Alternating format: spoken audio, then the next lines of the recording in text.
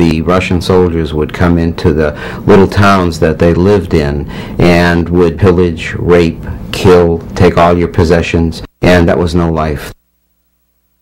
My parents came over from Russia and from Poland. They came here in steerage, part of the family at one time, until there was money to be saved up to bring the rest of the family. Family ties helped to shape Sidney's values as he was growing up in the Dorchester section of Boston.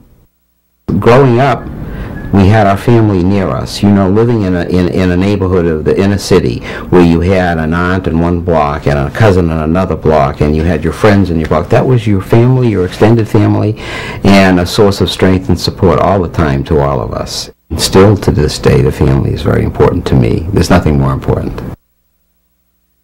This, of course, is the house. This is where I lived. I lived on the middle floor on the left-hand side. I remember when I lived here, we had coal heat, and that's the only way that you could keep the apartment warm. And I remember going down as a kid and shoveling the coal and putting it into the steamer, stoking it out to get the ashes out of it. We never had a refrigerator, so I remember the iceman had to carry the ice on his back up here, and you'd pay by the pound, and you'd only get as much as you could afford. My dad was a plumber, and when there was work, there was some money in the house, and when there was no work, there was no money, and times were very, very hard. My dad couldn't really read. In fact, I remember as a child, I was with him, and somehow or other, someone had asked him to spell cat, and he spelled it K-A-T, and they laughed at him, and I felt so bad for him, and I felt so terribly, and I felt that I had to do better and learn better to help achieve what they wanted me to do. My mother always felt that college was a requisite for success, and I always felt I would go, but it was hard. In order to afford college, Sidney worked a variety of jobs, both day and night, while taking a full load of classes.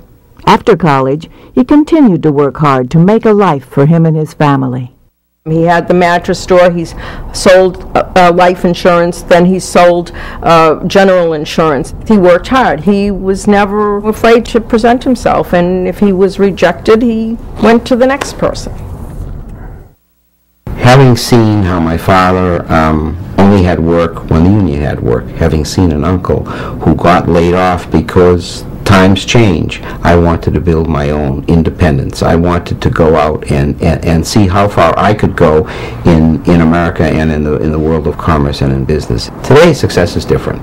Success is defined as the joy of giving. I really believe that. Knowing that this is America, that you can achieve your dreams if you work for it, still holds true today.